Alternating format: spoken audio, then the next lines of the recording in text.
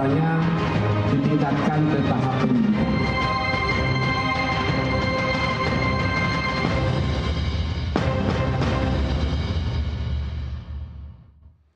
Terima kasih masih bersama kami. Kita lanjutkan diskusi kita dan sekarang saya berikan kesempatan kepada Bang Rifai Kussumanegara. Silakan untuk menyampaikan apa yang tadi sudah dikomporin sama Mas Suryo dan oleh Pak Qasim. Silakan. Terkait apa namanya fotokopi di penyelidikan, ya menurut saya itu agak berlebihan karena saya langsung yang berinteraksi dengan penyidik bahwa pertama dalam penyelidikan itu pernah kita tunjukkan ijazah asli sesuai permintaan penyelidik Polda.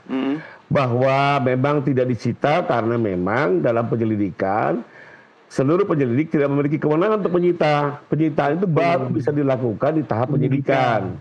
Karena ini memang prosedur gitu ya. Tapi apakah itu juga pernah ya. Itu pertama. Jadi apa namanya menurut saya juga ini perlu saya luruskan karena kasihan juga teman-teman penyidik yang sudah bekerja sesuai prosedur juga perlu kita hargai. Bahwa nanti ada yang tidak tepat kita koreksi, itu tugas para pengacara, kan begitu. Inilah check and balance ya. Kedua, ada lagi baru informasi yang beredar hari ini, ada 5 bundel bukti bahwa seolah-olah ini ijazah yang diperiksa ini tidak benar dan bahwa ada 5 bundel. Menurut saya segera tunjukkan kepada penyidik, baik Polda maupun Barreskrim, agar terang benderang. Mari kita periksa, karena gini, Pak Roy, buat saya juga kebenaran adalah kebenaran, Pak. Ya, kami pun juga tidak mau gitu ya, apa namanya mempertahankan ketidakbenaran ya. Maka marilah segera kita bawa, kita periksa, jangan hanya dibawa dibombastis di media, tapi betul-betul lakukan dikaji secara bersama. Jangan seperti berita pasar pramuka gitu ya. Meledak sana sini, pada saat ditarik menghilang sendiri begitu. Jadi kembali lagi, mari kita mencari kebenaran, sama-sama kita bertugas mencari kebenaran gitu ya. Dan pada akhirnya tentunya siapa yang bisa memperjuangkan kebenaran maka mendapat perlindungan hukum. Tapi siapa yang memutarbalikkan kebenaran perlu diminta pertanggungjawaban. Siapapun itu, ya. Hukum tidak pandang bulu, hukum berlaku untuk semua gitu ya. Tapi kembali lagi kita berharap agar segera dibawa ke proses hukum yang benar entah di Polda maupun di Barreskrim. Lalu terkait bahwa ini pasal-pasal ada apa 32, 35 perlu kami jelaskan ya. Penggunaan pasal itu tidak lain karena di dalam upaya-upaya teman-teman yang melakukan berita-berita tendensius kepada Pak Jokowi, ada sebuah tampilan di mana orang-orang yang mengklaim sebagai ahli digital forensik menampilkan sebuah tayangan teknologi tertentu ya yang kita saksikan bersama dengan aplikasi tertentu yang digunakan, di mana akhirnya kita lihat ijazah Pak Jokowi itu seolah-olah menjadi miliknya Pak Nurmantno. Itu satu. Nah, ya. ini harus saya koreksi. Lalu kedua, ada lagi sebuah tayangan gitu ya, bahwa ijazah yang Pak Jokowi itu ternyata palsu dari segi font dan segala macamnya, termasuk tanda tangan. Nah, tayangan-tayangan inilah yang membuat kami menjadi laporan. Kenapa? Karena kami melihat apakah mungkin teknologi digital forensik itu mengubah ijazah yang benar menjadi tidak benar. Karena lagi-lagi ya, Pak Jokowi sebagai pelapor meyakini betul ijazah yang dipegangnya asli. Sehingga manakala ada sebuah tampilan teknologi yang seolah-olah membuat ijazah yang diyakininya asli ini tahu-tahu dikelola oleh ahli-ahli digital dan keluarnya menjadi palsu, tentunya buat beliau ini sebuah misteri yang harus digali oleh penyidik ya. Ada apa dengan teknologi digital forensik hari ini? Jadi lebih kurang itu. Dan kebetulan di pasal 32 dan 35 masuk dalam rumusan tersebut, di mana sebuah rekayasa teknologi yang mengubah dari sesuatu menjadi palsu, ini kan sesuatu juga yang perlu didalami oleh penyidik. Tapi kembali lagi, kami tidak syakwa sangka ya. Yang pasti ini tidak kriminalisasi, ada fakta yang kita saksikan bersama seperti itu, dan kita ingin ini didalami oleh penyidik. Apakah benar ini dapat dipertanggungjawabkan secara keilmuan digital forensik, atau ternyata ada mens rea dan bisa diminta pertanggungjawabkan berdasarkan pasal 32 dan 35. Jadi lebih kurang itu. Kalau yang namanya kriminalisasi itu Pak Roy, tidak ada faktanya, tapi kami membuat cerita seolah-olah ada perbuatan tersebut. Tapi kalau ini kan kita tahu bersama gitu ya, bahwa apakah nanti bisa digunakan pasal 32, 35, kami menyerahkan kepada penyidik. Itu saya sebentar, Pak Rifai, ini kan soal Mas Roy minta disita itu ijazah, itu kan masuknya di tahap penyidikan begitu kan. Artinya kita tinggal tunggu saja kalau memang ya apa yang dilakukan oleh Mas Roy bahwa polisi tidak profesional, ini mengingatkan, mengkritisi. Ya, nanti pada saat penyidikan ini itu sudah penyidikan. Ya, ini masuk penyidikan harus sita. Masanya itu kan masih berlangsung panjang gitu kan. Nah, bagaimana Anda menjawab bahwa memang itu barang bukti yang dimaksud Mas Roy itu ijazah itu harus disita, Bang Rifai? Jadi gini ya, bahwa harus disita atau tidak disita lebih kepada begini. Pertama, saya berpendapat bahwa kalau memang kami ingin membuktikan pasal fitnah, maka soal kas dan ijazah ini perlu dilapor ulang, ya. Karena bagaimanapun juga tidak mungkin lapor yang ada di Barreskrim digunakan di sini. Ya. Apalagi yang di sana kan belum pro justisia. Oke. Ya. Sementara yang di sini kan harus pro justisia. Itu argumentasi yang menurut saya bisa diterima dan kami mendukung untuk dilakukannya itu. Tapi bahwa setelah itu nanti disita tidak disita, kami kembalikan kepada penyidik. Intinya kalau diminta oleh penyidik disita, kami pasti serahkan. Diminta untuk lapor pasti kami serahkan. Karena kami juga punya kepentingan untuk membuktikan pasal fitnah. Gitu. Jadi sebenarnya nggak perlu juga Pak Roy meminta-minta, sudah pasti akan dilakukan. Kami akan mensupport itu, Pak. Iya, tapi karena buat kami kebenaran adalah kebenaran. Oke, saya minta logika hukumnya Bang Rifai bahwa Mas Roy minta harus disita, tetapi logika hukumnya kata minta-minta tadi nggak benar itu. Iya, maksud saya kenapa tidak disita itu kan urusan polisi atau kenapa disita gitu. Itu perintah undang-undang, Mas. Jadi nggak ada minta-minta, itu perintah undang-undang.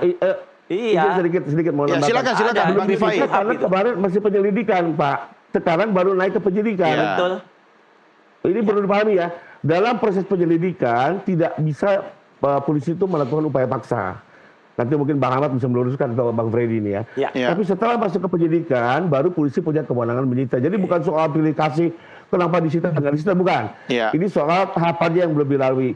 Bahwa sekarang polisi sudah punya kewenangan tidak hanya menyita, menggeledah, menangkap, menahan, semua kewenangan sudah ada. Dan kami akan kooperatif. Oke, nah sekarang kata kuncinya, saya ke Pak Kosin dulu ya, Mas Roy ya.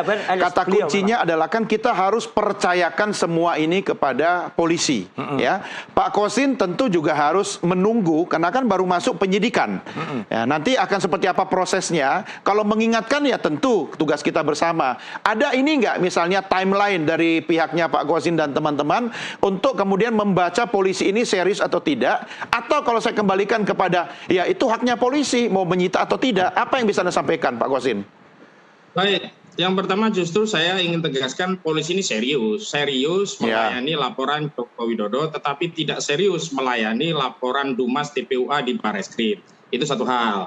Yang kedua, kalau kita bicara parameter tentang kebenaran, itu ada konsistensi. Konsistensi kalau ada proses penyelidikan dan penyidikan, ya tidak peduli mau itu mantan presiden atau bukan. Kalau dia melapor, dia harus tegaskan legal standing-nya, karena dia merasa dihinakan sehina-hinanya, direndahkan serendah-rendahnya, maka legal standing bagi seorang pelapor ketika ada orang menyatakan ijazah palsu, dia terhina dan dia direndahkan, maka dia harus bawa ijazah asli, dan ijazah asli itu harus ada pada kewenangan penyidik, dan mekanismenya adalah dengan disita, bukan dengan dipinjam.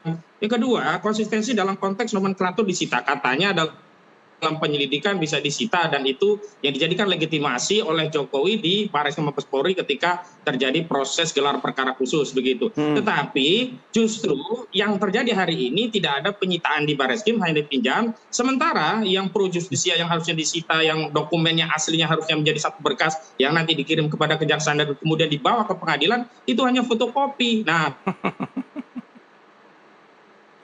ya artinya fotokopi nggak bisa dipakai untuk sebagai, apalagi menaikkan status. Jadi kalau nanti akan disusulkan untuk dilengkapi, sementara kelengkapan berkas belum bisa dijadikan dasar keyakinan bagi seorang polisi untuk meningkatkan proses penyelidikan ke tingkat penyidikan. Ingat, kalau sudah penyidikan itu akan ada tersangka loh, ini berkaitan dengan nasib orang loh, kemerdekaan orang. Jangan polisi main-main dengan memberikan perhatian yang berbeda kepada saudara Joko Widodo, sementara dalam kasus-kasus yang lain semua barang bukti itu disita. Nggak bisa dengan kewenangan, oh ini dikembalikan kepada subjektivitas polisi, apakah mau disita atau tidak. Oh tidak, harusnya KUHP yang menjadi acuan bahwa seluruh bukti itu harus disita dan kewenangan itu pada polisi. Nah ketika pertama polisi tidak melakukan penyitaan, atau yang kedua, polisi mencukupkan dengan barang bukti berupa fotokopi, disitulah ada tendensi intensi kriminalisasi kepada klien kami. Anda mencoba mengatakan bahwa Roy Suryo dan teman-teman ditarget begitu ya, dibidik begitu ya? Betul, target kriminalisasi untuk pembungkaman begitu. Oke, tahan di situ. Saya balik dulu ke Bang Freddy. Bang Freddy, kena istilah kriminalisasi, target dan sebagainya,